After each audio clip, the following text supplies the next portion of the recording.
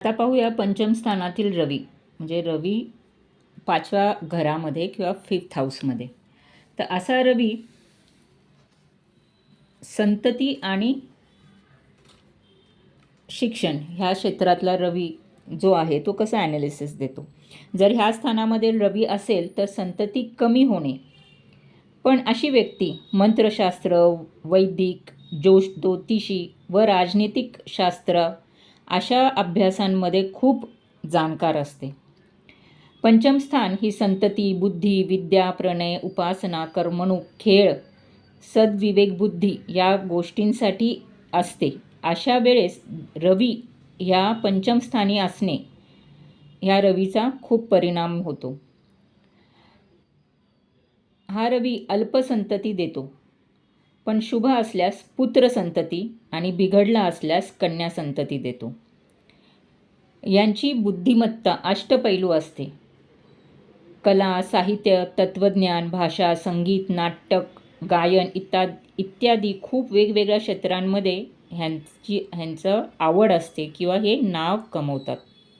राजकारण, ज्योतिष, वैद्यकीय अशा सुद्धा विषयांमध्ये ह्यांची खूप चांगली गती असते.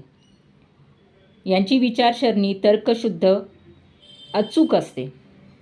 शुभ रवी सद्विवेक बुद्धी देतोच देतो.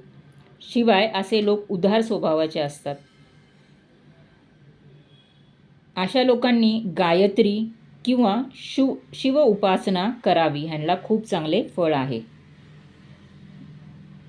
पण काही वेळेस हा रवी करमणुकीसाठी पत्ते कुटणे, कॅरम खेळणे इत्यादी गोष्टींची सवय लावू शकतो.